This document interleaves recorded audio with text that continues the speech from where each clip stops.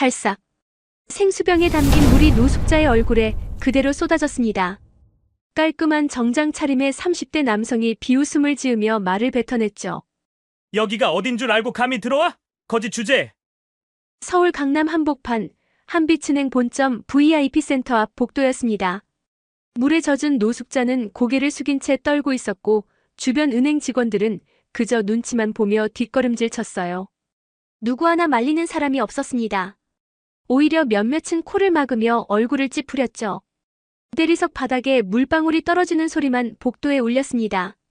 그 순간 복도 끝에서 이 광경을 지켜보던 한 여성의 눈빛이 차갑게 식어갔죠. 60대 중반의 단정한 여성 박선영이었습니다.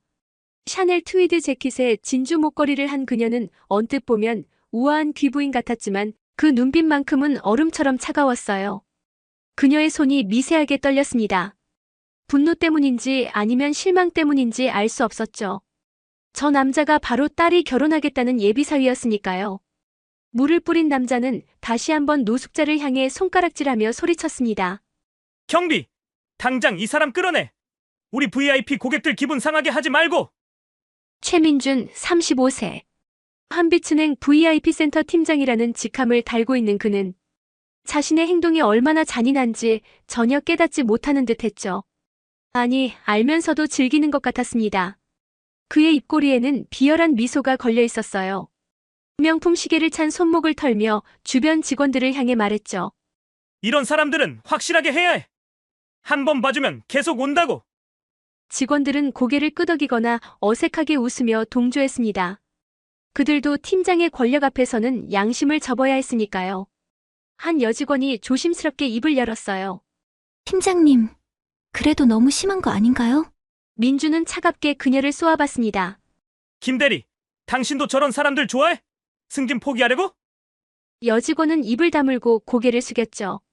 박선영은 그 모습까지 모두 지켜봤습니다.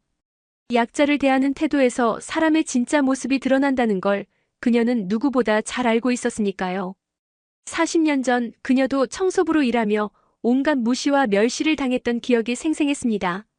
그때의 아픔이 가슴을 찔렀어요. 경비원 2명이 달려와 노숙자의 팔을 잡았습니다. 노숙자는 저항조차 하지 못했죠. 민주는 만족스러운 표정으로 고개를 끄덕이며 VIP 라운지로 들어갔습니다. 마치 아무 일도 없었다는 듯이요. 그날 저녁 박선영은 강남 펜트하우스 서재에 홀로 앉아 결심했습니다. 직접 확인해야겠구먼. 그녀의 눈빛에는 단호함이 서려 있었어요. 선영그룹을 맨손으로 일군 이 여성은 딸의 행복이 걸린 문제에서만큼은 한치의 양보도 없었습니다. 서랍에서 오래된 사진 한 장을 꺼냈죠. 낡은 청소복을 입고 있던 젊은 시절의 자신이었습니다. 과연 이 재벌 여회장은 어떤 방법으로 예비사위의 진짜 모습을 시험하려는 걸까요? 그리고 그 결과는 어떻게 될까요? 이 이야기가 궁금하시다면 구독과 좋아요 버튼을 꼭 눌러주세요. 박선영 65세. 선영그룹 회장이자 한빛은행의 최대 주주였습니다. 지분 30%를 보유한 그녀는 사실상 은행의 실질적 주인이었죠. 하지만 세상 사람들은 그녀가 경영 일선에서 물러난 줄로만 알았습니다. 실제로는 조용히 뒤에서 모든 걸 지켜보고 있었지만요. 40년 전 25살의 박선영은 서울역 근처 오피스텔 청소부였습니다. 새벽 4시에 일어나 밤 10시까지 일했죠. 손에는 늘 표백제 냄새가 배어 있었고 무릎은 걸레질로 까져 있었습니다. 그때 그녀는 임신 5개월이었어요.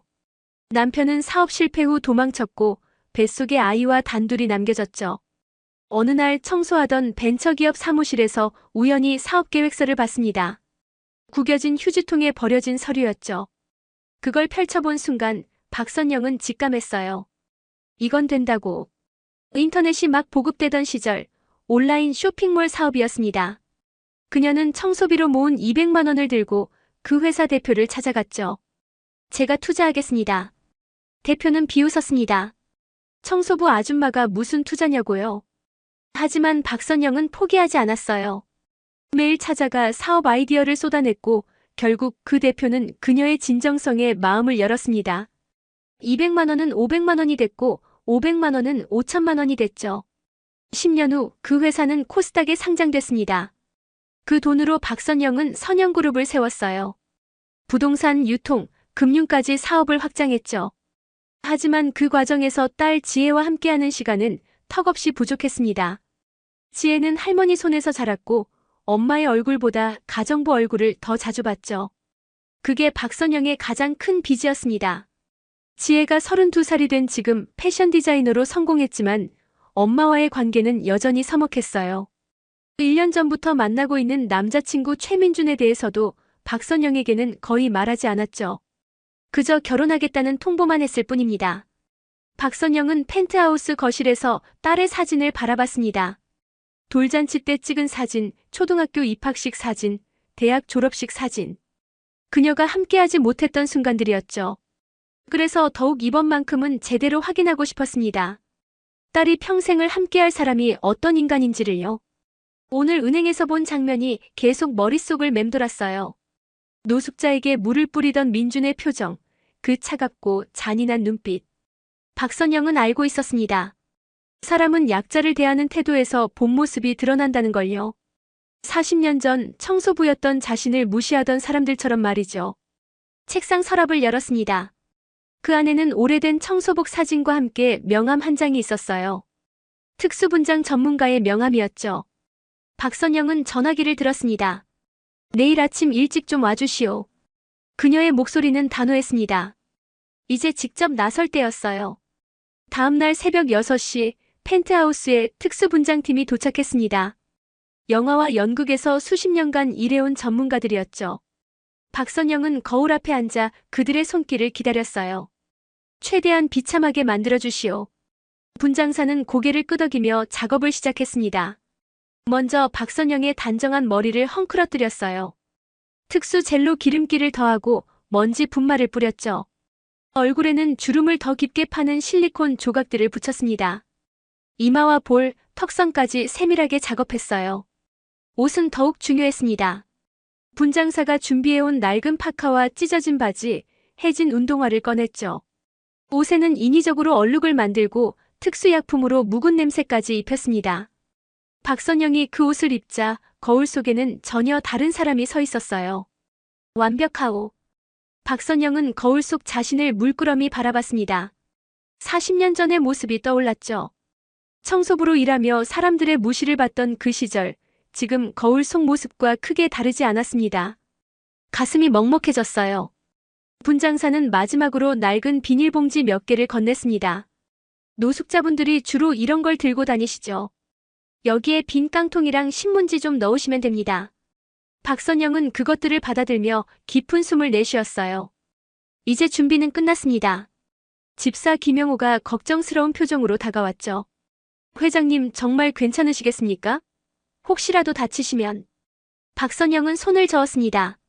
내 딸 평생이 걸린 문제요. 이 정도는 아무것도 아니오. 오전 10시 박선영은 한빛은행 본점 앞 골목에 자리를 잡았습니다. 은행 정문에서 50m쯤 떨어진 곳이었죠. 지나가는 사람들이 그녀를 힐끔거리며 지나갔어요. 어떤 이는 동정 어린 눈빛을, 어떤 이는 혐오스러운 표정을 지었습니다. 1시간쯤 지났을까요? 익숙한 차 한 대가 은행 앞에 섰습니다. 최민준의 수입차였죠. 발레 파킹 직원이 달려와 차 키를 받았고 민준은 여유롭게 차에서 내렸어요. 명품 정장에 명품 가방 오만함이 온몸에서 풍겼습니다. 박선영은 천천히 일어났습니다. 비닐봉지를 들고 민준 쪽으로 다가갔죠. 떨리는 손으로 그의 앞을 막아섰어요. 저기요. 1,000원만. 민준은 박선영을 보는 순간 얼굴을 찌푸렸습니다. 마치 더러운 걸 본 것처럼요. 비켜. 차갑게 한마디만 던지고 지나가려 했죠. 박선영은 다시 그의 앞을 막았습니다. 제발이요. 하루 종일 굶었어요. 민준의 눈빛이 싸늘하게 변했습니다. 그는 주변을 둘러보더니 은행 직원들이 지켜보고 있다는 걸 확인했어요. 그리고는 씩 웃으며 호주머니에서 1,000원짜리 지폐를 꺼냈죠. 하지만 건네주는 대신 그걸 구겨서 바닥에 던졌습니다. 주울 테면 주워. 박선영의 가슴이 철렁 내려앉았습니다. 예상했던 것보다 훨씬 더 악랄했어요. 주변 사람들이 수군거리기 시작했죠. 하지만 아무도 민준을 말리지 않았습니다. 오히려 몇몇은 휴대폰을 꺼내 영상을 찍기 시작했어요. 박선영은 무릎을 꿇고 그 돈을 주었습니다. 굴욕이었지만 끝까지 확인해야 했죠. 이게 딸이 사랑한다는 남자의 진짜 모습이라는 걸요.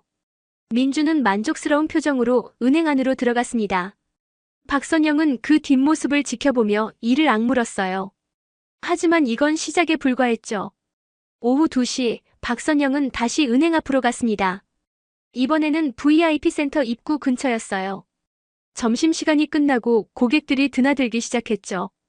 그녀는 입구 벤치에 조용히 앉아 있었습니다. 경비원이 다가왔어요. 여기는 고객 전용 공간입니다.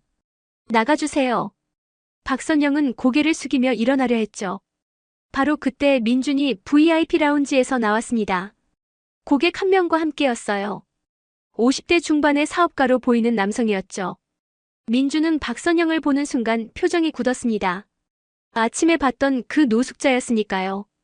그의 눈빛이 차갑게 식었어요. 경비. 아침에도 경고했는데 왜 또 여기 있어? 목소리가 복도 전체에 울렸습니다. 지나가던 직원들과 고객들이 모두 쳐다봤죠. 민준은 의도적으로 큰 소리를 냈어요. 자신이 얼마나 단호한 사람인지 보여주고 싶었던 겁니다. 최 팀장님, 저 사람이 누군가요? 함께 있던 고객이 물었습니다. 민준은 비웃음을 지으며 대답했어요. 그냥 여기저기 구걸하러 다니는 사람입니다. 신경 쓰지 마세요. 박선영은 고개를 더 깊이 숙였습니다. 가슴이 무너져 내리는 것 같았어요. 민준은 멈추지 않았죠. 이런 사람들이 문제예요. 한번 봐주면 매일 오거든요. 우리 VIP 고객분들이 불편해하시잖아요. 그러고는 경비원에게 손짓했습니다. 확실하게 좀 해. 경찰 불러도 돼. 경비원 2명이 박선영의 팔을 잡았어요. 그녀는 저항하지 않았습니다. 그저 민준을 바라봤죠. 그의 눈에는 조금의 연민도 없었어요. 오직 혐오와 경멸만 가득했습니다. 최 팀장님은 역시 일 처리가 확실하시네요. 옆에 있던 고객이 감탄하며 말했습니다. 민준은 어깨를 으쓱하며 웃었어요. 이 정도는 기본이죠. 고객님들이 편안하게 은행을 이용하실 수 있어야 하니까요. 주변 직원들도 고개를 끄덕이며 동조했습니다. 한 여직원이 작게 중얼거렸어요. 팀장님 정말 멋지다. 박선영은 경비원들에게 끌려나가면서도 민준을 계속 지켜봤습니다. 그는 아무렇지도 않게 고객과 대화를 이어가고 있었죠. 방금 한 사람을 모욕한 게 전혀 마음에 걸리지 않는 듯 했어요. 밖으로 나온 박선영은 벤치에 주저앉았습니다. 연기가 아니라 정말로 힘이 빠졌어요. 이게 딸이 사랑한다는 남자의 본 모습이었습니다. 약자 앞에서는 폭군이고 강자 앞에서는 아첨꾼인 인간이었죠. 오후 4시쯤 더 충격적인 장면이 펼쳐졌습니다. 은행 앞에 한 대의 차가 섰어요. 박선영의 딸 박지혜가 내렸죠. 그녀는 민준을 만나러 온 것 같았습니다. 박선영은 재빨리 고개를 숙였어요. 딸이 자신을 알아볼까봐 두려웠죠. 하지만 지혜는 어머니를 알아보지 못했습니다. 아니, 보지도 않았어요. 그냥 노숙자가 앉아있구나 하는 표정으로 스쳐 지나갔죠. 지혜야. 민준이 은행 문 앞에서 손을 흔들며 나왔습니다. 지혜는 밝게 웃으며 그에게 다가갔어요. 오빠 오늘 일찍 끝났어? 응. 우리 약속 있잖아. 두 사람은 다정하게 팔짱을 끼고 걸어갔습니다. 박선영이 앉아있는 벤치 바로 앞을 지나갔죠.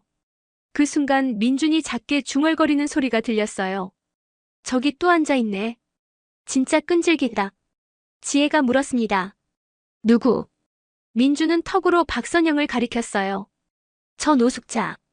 아침부터 계속 여기서 구걸하고 있어. 지혜는 박선영을 힐끗 보더니 고개를 저었습니다. 불쌍하긴 한데 여기는 좀 그렇지. 은행 앞인데. 박선영의 심장이 철렁 내려앉았습니다. 딸의 그 한마디가 가슴에 비수처럼 꽂혔습니다. 불쌍하긴 한데? 은행 앞은 그렇지. 박선영은 고개를 더 깊이 숙였어요. 눈물이 날 것 같았지만 참았죠. 아직 끝이 아니었으니까요.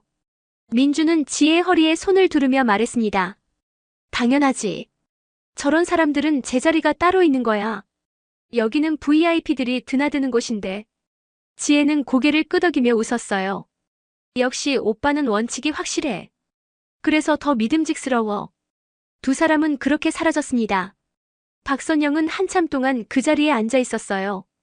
30이 넘은 딸을 키운 세월이 주마등처럼 지나갔죠. 언제부터 저렇게 됐을까요? 약자를 외면하는 사람으로 자란 건 혹시 엄마인 자신의 잘못은 아닐까요? 40년 전 청소부였던 박선영에게 누군가 따뜻한 말 한마디라도 건넸다면 얼마나 좋았을까요? 그 시절의 아픔이 생생하게 되살아났습니다. 사람들의 냉대, 무시, 경멸. 그 모든 게 지금 자신이 당하고 있는 것과 똑같았어요. 해가 기울기 시작했습니다. 박선영은 천천히 일어나 은행 뒷골목으로 갔어요. 거기서 집사 김영호가 차를 대기시켜 놓고 있었죠. 회장님. 영호가 급히 달려와 박선영을 부축했습니다. 그녀의 얼굴에는 지친 기색이 역력했어요. 괜찮으시오? 박선영은 고개를 저었습니다. 괜찮지 않소. 하나도 괜찮지 않아. 차 안에서 분장을 지우며 박선영은 결심했습니다. 이 결혼은 절대 허락할 수 없다고요. 하지만 그것만으로는 부족했어요. 저런 인간이 딸의 인생을 망치기 전에 그의 본 모습을 완전히 드러내야 했습니다. 영호 최민준에 대해 철저히 조사하시오. 이미 진행하고 있습니다, 회장님. 영호가 태블릿을 꺼냈어요. 화면에는 민준의 이력이 정리되어 있었죠. 한빛은행 입사 10년 차, 연봉 8천만 원, 강남 아파트 전세 거주. 부모님은 지방에서 작은 식당을 운영하십니다. 박선영은 화면을 살펴봤습니다. 겉으로 보기엔 평범한 이력이었어요. 더 깊이 파보시오. 은행 내부에서의 평판, 동료들과의 관계, 특히 아랫사람들을 어떻게 대하는지. 알겠습니다, 회장님. 이틀 후 영호가 두꺼운 파일을 들고 찾아왔습니다. 표정이 심각했어요. 회장님, 이거 보셔야 할 것 같습니다. 파일 안에는 충격적인 내용들이 들어있었죠. 최민준의 갑질 이력, 부하 직원들에게 한 폭언 녹취록, 심지어 고객 돈을 횡령한 정황까지 있었습니다. 이게 다 확실한 거요? 박선영이 물었어요. 영호는 고개를 끄덕였습니다. 은행 내부 고발자가 제보한 겁니다. 감사팀에서도 조사 중이라고 하더군요. 하지만 민준 씨가 윗선과 연줄이 있어서 묻히고 있다고 합니다. 박선영의 눈빛이 차갑게 가라앉았습니다. 윗선? 누구요? 김 부행장입니다. 민준 씨 고모부가 바로 그분이십니다. 모든 게 명확해졌어요. 민준은 연줄로 승진하고 그 권력으로 약자들을 짓밟아온 인간이었죠. 박선영은 파일을 덮으며 말했습니다. 다음 주 월요일 한빛은행 본점에서 긴급 이사회를 소집하시오. 내가 직접 참석할 거요. 영호가 놀란 표정을 지었어요. 회장님께서 직접 나서시겠습니까? 그래야만 하오. 이건 더 이상 개인적인 문제가 아니야. 내 은행에서 저런 인간이 고객들을 상대하고 있다는 게 수치스럽소. 박선영은 창밖을 바라봤습니다. 강남의 야경이 눈부시게 빛나고 있었죠. 하지만 그 빛 아래 얼마나 많은 어둠이 숨어 있는지 그녀는 너무나 잘 알고 있었습니다. 월요일 아침 한빛은행 본점은 긴장감에 휩싸여 있었습니다. 갑작스러운 이사회 소집 공지가 떨어졌기 때문이죠. 최대 주주인 박선영 회장이 직접 참석한다는 소문까지 돌았어요. 민주는 그 소식을 듣고도 태어났습니다. 자신과는 상관없는 일이라 생각했죠. 오히려 VIP 고객 미팅 준비에 바빴어요. 오늘은 지혜의 어머니를 처음 만나는 날이기도 했으니까요. 지혜야, 긴장되는데? 민준이 전화로 물었습니다. 지혜가 웃으며 대답했어요. 괜찮아요, 오빠. 우리 엄마 좀 까다로우시긴 한데 오빠면 충분히 마음에 드실 거예요. 민준은 자신만만하게 웃었죠. 당연하지. 내가 누군데. 오전 10시 이사회가 시작됐습니다. 본점 13층 대회의실에 은행 임원들이 모여들었어요. 김 부행장도 자리에 앉았죠. 그는 민준의 고모부였습니다. 회의실 문이 열렸어요. 박선영 회장이 들어왔죠. 60대 중반이지만 여전히 카리스마가 넘쳤습니다. 샤넬 트위드 재킷에 진주 목걸이, 단정한 헤어스타일. 임원들이 모두 일어나 인사했어요. 앉으시오. 박선영의 목소리는 차갑고 단호했습니다. 그녀는 상석에 앉으며 서류를 펼쳤어요. 오늘 안건은 하나요. 직원 징계건입니다. 임원들이 서로를 쳐다봤어요. 회장이 직접 나서는 징계건이라니 심상치 않았죠. VIP 센터 최민준 팀장, 여기 있소? 박선영이 물었습니다. 회의실이 조용해졌어요. 김 부행장의 얼굴이 굳었죠. 회장님, 최 팀장은 현장 직원입니다. 이사회 참석 대상이 아닌데요. 박선영은 그를 똑바로 쳐다봤어요. 내가 부르면 와야 하오. 지금 당장 올라오라고 하시오. 비서가 급히 전화를 걸었습니다. 10분 후 민준이 회의실에 들어왔어요. 그는 상황 파악이 안 된 채 어리둥절한 표정이었죠. 최민준 팀장. 박선영이 물었습니다. 민준은 고개를 숙이며 대답했어요. 네, 회장님. 앉지 말고 서 있으시오. 박선영의 목소리가 차가웠어요. 민준은 긴장한 표정으로 서 있었죠. 지난주 목요일 오전 10시쯤 은행 앞에서 무슨 일이 있었소? 민준은 기억을 더듬었습니다.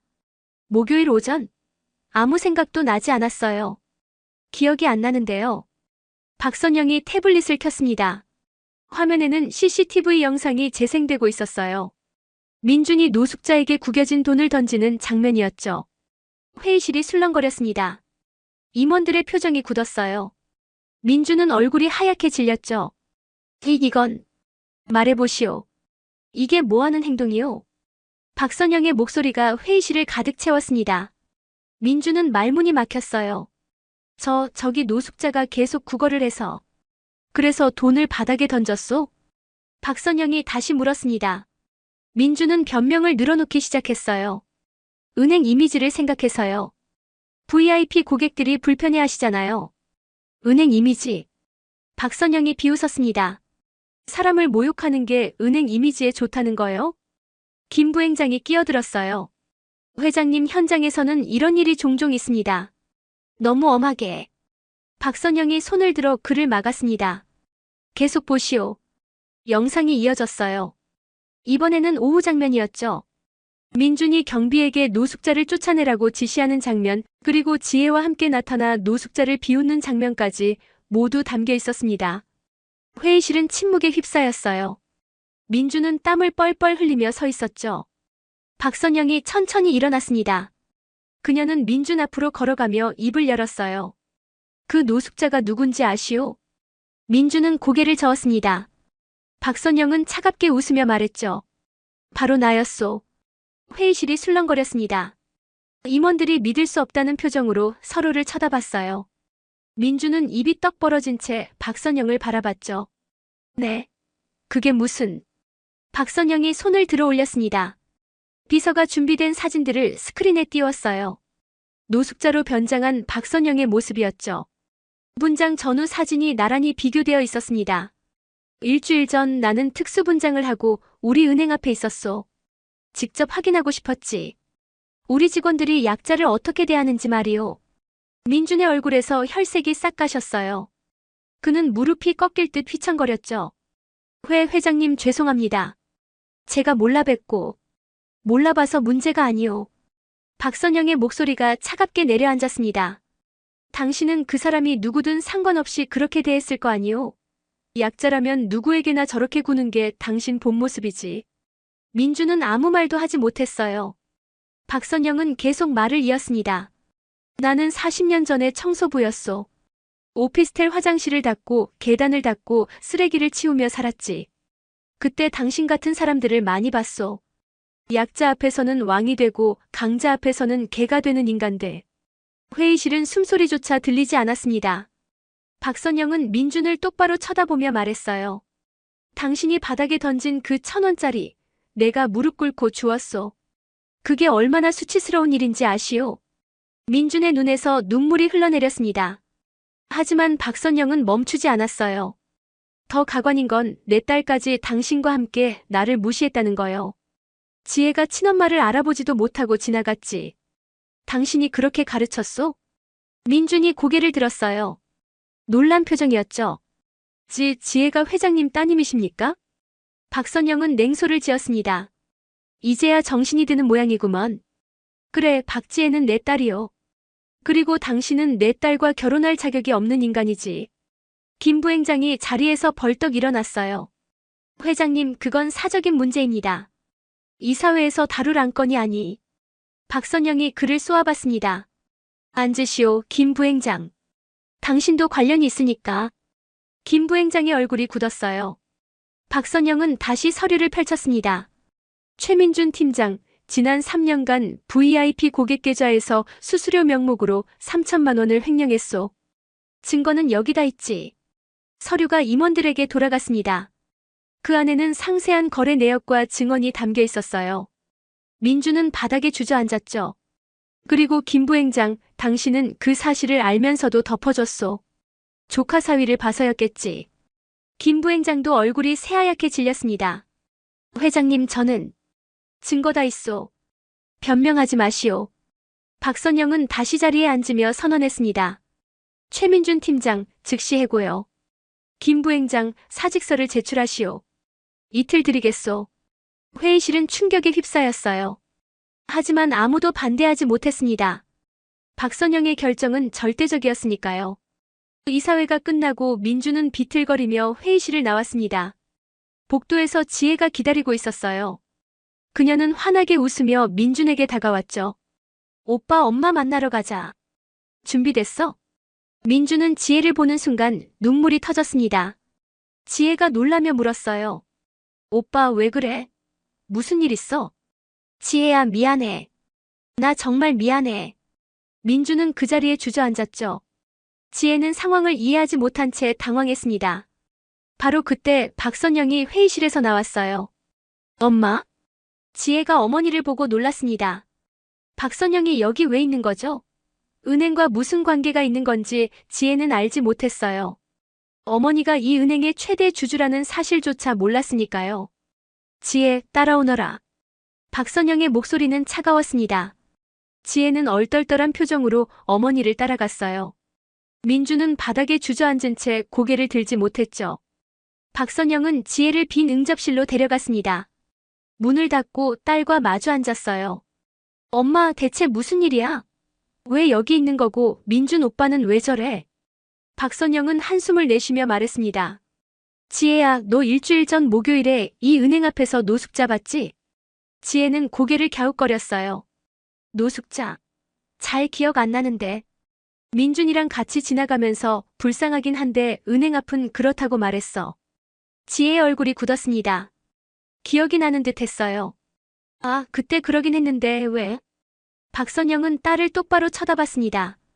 그 노숙자가 나였다. 지혜의 눈이 커졌어요. 뭐라고? 박선영은 그날의 일을 차근차근 설명했습니다.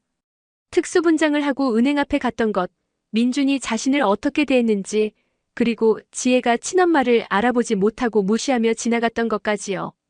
지혜는 점점 창백해졌습니다. 손이 떨리기 시작했어요. 엄마, 그게 정말이야? CCTV 영상 다 있다. 보여줄까? 지혜는 고개를 저었습니다. 눈에서 눈물이 흘러내렸죠. 엄마, 미안해. 나 정말 몰랐어. 만약 알았으면 달랐을 거라고. 박선영이 딸의 말을 끊었습니다. 그게 문제야, 지혜야. 누군지 몰라서 무시한 게 아니라 그 사람이 약자라서 무시한 거잖니. 지혜는 아무 말도 하지 못했어요. 어머니의 말이 가슴에 비수처럼 꽂혔습니다. 나는 너를 그렇게 키우지 않았어. 돈이 없어서 가난해서 사람을 무시하는 그런 인간으로 키우지 않았단 말이야. 박선영의 목소리가 떨렸습니다.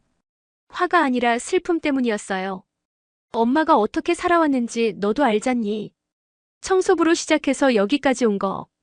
그런데 내 딸이 노숙자를 보고 저런 말을 하다니. 지혜는 엄마 앞에 무릎을 꿇었습니다. 엄마, 정말 미안해요. 나 잘못했어. 민준 오빠가 자꾸 그런 말을 해서 나도 모르게. 민준 탓하지 마라. 박선영이 딸을 일으켰습니다. 내 선택이었어. 너도 그렇게 생각했기 때문에 동조한 거지. 지혜는 울음을 터뜨렸어요. 박선영은 딸을 꼭 안아줬습니다. 울지 마. 이제라도 깨달았으면 됐어. 한참을 울던 지혜가 물었습니다. 엄마, 민준 오빠는 어떻게 돼? 해고됐다. 횡령죄도 있어서 고소할 거야. 지혜는 고개를 숙였습니다. 나 정말 바보였구나. 저런 사람을 사랑한다고. 박선영은 딸의 머리를 쓰다듬었어요. 사람은 실수하는 거야. 중요한 건 그 실수에서 배우는 거지. 그날 밤 박선영과 지혜는 펜트하우스 거실에서 마주 앉았습니다. 어색한 침묵이 흘렀어요. 지혜가 먼저 입을 열었죠. 엄마, 나한테 화났지? 박선영은 고개를 저었습니다. 화가 아니라 실망이었어. 내가 너를 잘못 키운 건가 싶었지. 지혜의 눈에서 또다시 눈물이 흘렀어요. 엄마는 항상 일만 하셨잖아. 나는 할머니 손에서 자랐고 엄마 얼굴 보기도 힘들었어. 그래서 엄마가 어떻게 살아왔는지 잘 몰랐던 것 같아. 박선영은 가슴이 먹먹해졌습니다. 딸의 말이 맞았어요. 사업에 몰두하느라 딸과 제대로 시간을 보내지 못했죠. 그건 엄마 잘못이야. 미안하다. 지혜가 고개를 들었습니다. 엄마, 옛날 이야기 들려줄래? 청소부로 일하던 시절 말이야. 박선영은 잠시 망설이다가 고개를 끄덕였어요. 그리고 40년 전의 이야기를 시작했습니다. 25살 때였어. 임신 5개월인 몸으로 새벽 4시에 일어나 일했지. 화장실 청소가 제일 힘들었어. 사람들이 더럽게 쓰고 가거든. 지혜는 어머니의 이야기를 조용히 들었습니다. 어느 날 한 남자가 내가 청소하는 걸 보고 침을 뱉었어. 청소부 주제에 느리다고. 나는 그 침을 닦으면서 울었지. 하지만 다음 날도 출근했어. 너를 낳아야 했으니까. 박선영의 목소리가 떨렸어요. 그때 다짐했어. 내 딸만큼은 이런 무시를 당하지 않게 키우겠다고. 그래서 미친 듯이 돈을 벌었지. 하지만 그 과정에서 정작 중요한 걸 가르치지 못했구나. 뭔데요? 사람의 가치는 돈이나 지위가 아니라 다른 사람을 어떻게 대하느냐에 달려있다는 거. 지혜는 어머니의 손을 꼭 잡았습니다. 엄마, 이제 알았어. 그리고 앞으로 달라질게. 약속해. 박선영은 딸을 안아줬어요. 30년 만에 제대로 나누는 대화였습니다. 지혜야, 민준이랑은 정말 끝난 거지? 지혜는 고개를 끄덕였어요. 네. 오늘 모든 게 보였어요. 내가 얼마나 눈이 멀었는지. 민준 오빠는 강자 앞에서는 한없이 약하고 약자 앞에서는 한없이 강한 사람이었어. 잘 깨달았구나. 박선영은 창밖을 바라봤습니다. 사람을 볼 때는 3가지를 봐야 해. 첫째, 약자를 어떻게 대하는지. 둘째, 위기 상황에서 어떻게 행동하는지. 셋째, 아무도 보지 않을 때 무엇을 하는지. 지혜는 어머니의 말을 가슴에 새겼습니다. 엄마, 나도 엄마처럼 강한 사람이 되고 싶어. 박선영이 웃었어요. 강한 게 중요한 게 아니야. 따뜻한 사람이 되는 게 중요하지. 강하면서도 따뜻한 사람. 모녀는 밤새 이야기를 나눴습니다. 그동안 쌓였던 오해와 서운함이 조금씩 풀렸어요. 지혜는 어머니의 삶을 이해하게 됐고 박선영은 딸에게 제대로 된 가르침을 줄 수 있었죠. 새벽이 밝아올 무렵 지혜가 물었습니다. 엄마, 나 이제 어떻게 살아야 할까? 박선영은 딸의 어깨에 손을 얹으며 말했어요. 내가 하고 싶은 대로 살아라. 딴 다른 사람을 무시하거나 깔보지 말고 누구든 존중하면서 살아가는 거야. 지혜는 고개를 끄덕였습니다. 알겠어요, 엄마. 해가 떠올랐어요. 새로운 시작을 알리는 아침이었습니다. 1년 후, 박지혜는 청담동 아틀리에에서 패션쇼 준비에 한창이었습니다. 이번 컬렉션 주제는 온기였어요. 소외된 사람들을 위한 따뜻한 디자인이었죠. 쇼 수익금 전액은 노숙자 쉼터에 기부하기로 했습니다. 지혜 씨, 모델들 도착했어요. 스태프가 알렸습니다. 지혜가 밝게 웃으며 맞이했어요. 예전에 그녀와는 확연히 달랐죠. 스태프들을 대하는 태도도 모델들을 바라보는 시선도 모두 따뜻했습니다. 같은 시각, 한빛은행 본점. 박선영은 회장실에서 한 청년을 만나고 있었습니다. 30살의 김수호, 1년 전 그날 유일하게 노숙자였던 박선영에게 물 한 병을 건넸던 은행원이었어요. 김대리, 아니 이제 김 부장이라고 불러야 하나? 박선영이 미소 지으며 말했습니다. 수호는 겸손하게 고개를 숙였어요. 과분한 승진입니다, 회장님. 과분하지 않아. 자네가 그날 보여준 용기, 그게 바로 우리 은행이 필요로 하는 인재의 모습이지. 1년 전 민준이 노숙자를 모욕할 때 유일하게 반대 목소리를 냈던 사람이 수호였습니다. 그는 승진을 포기할 각오로 팀장에게 대들었죠. 박선영은 그 모습을 CCTV로 지켜봤고 그를 특별히 눈여겨뒀었어요. 회장님, 제가 VIP 센터장을 맡아도 될까요? 아직 경험이 부족한데. 경험은 쌓으면 돼. 중요한 건 사람을 대하는 마음가짐이야. 자네에겐 그게 있어. 수호는 감사하다는 인사를 했습니다. 박선영은 창밖을 바라보며 말했어요. 우리 은행 직원 교육 프로그램 기억하나? 네, 회장님께서 새로 만드신. 그래. 모든 신입 직원은 일주일간 봉사활동을 하도록 했지. 노숙자 쉼터, 요양원, 장애인 복지관. 그곳에서 약자들을 만나고 배우는 거야. 박선영의 새로운 경영 철학이었습니다. 돈을 다루는 사람일수록 사람의 가치를 알아야 한다는 거죠. 회장님, 오늘 지혜씨 패션쇼 가시죠? 비서가 일정을 알렸습니다. 박선영은 고개를 끄덕였어요. 저녁 패션쇼장. 박선영은 1층 VIP석에 앉아 딸의 쇼를 지켜봤습니다. 모델들이 런웨이를 걷기 시작했어요. 따뜻한 색감의 옷들, 실용적이면서도 아름다운 디자인이었죠. 쇼가 끝나고 지혜가 무대에 올라 인사했습니다.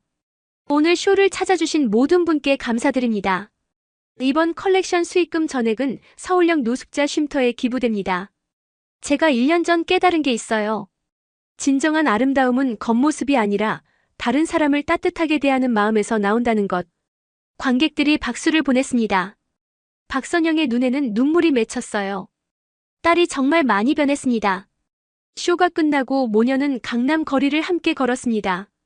엄마, 오늘 쇼 어땠어요? 훌륭했어. 내가 정말 자랑스럽다. 지혜가 어머니의 팔짱을 꼈어요. 엄마 덕분이에요. 엄마가 그날 그렇게 시험하지 않았으면 나 평생 민준이 같은 사람이랑 살았을 거예요. 박선영은 딸의 손을 꼭 잡았습니다. 지혜야, 요즘 누구 만나는 사람 있어? 지혜가 수줍게 웃었어요. 응. 쉼터에서 봉사활동하면서 만난 사람이 있어. 그곳 사회복지사예요. 어떤 사람이더냐? 돈은 없어요. 근데 사람들한테 정말 따뜻해요. 할머니, 할아버지들한테도 노숙자분들한테도 모두한테 똑같이 존중하면서 대해요. 박선영이 웃었습니다. 그 사람 한번 데려와라. 엄마가 밥 한번 사줄게. 진짜요? 이번엔 시험 안 하실 거죠? 그럼. 내가 이미 통과했으니까. 모녀는 웃으며 걸었습니다. 강남 거리의 네온 사인이 그들을 비췄어요. 1년 전 그 아픈 사건은 결국 모녀를 더 단단하게 이어준 계기가 됐습니다. 사람은 약자를 대하는 태도에서 본 모습이 드러납니다. 그리고 진정한 사랑은 겉모습이 아니라 마음을 보는 데서 시작되죠. 박선영과 지혜는 그 교훈을 뼈저리게 배웠고 이제는 더 나은 사람으로 살아가고 있었습니다. 오늘 이야기가 마음에 드셨다면 구독과 좋아요, 그리고 소중한 댓글로 응원해주세요. 여러분의 작은 관심이 더 좋은 이야기를 만드는 큰 힘이 됩니다. 감사합니다.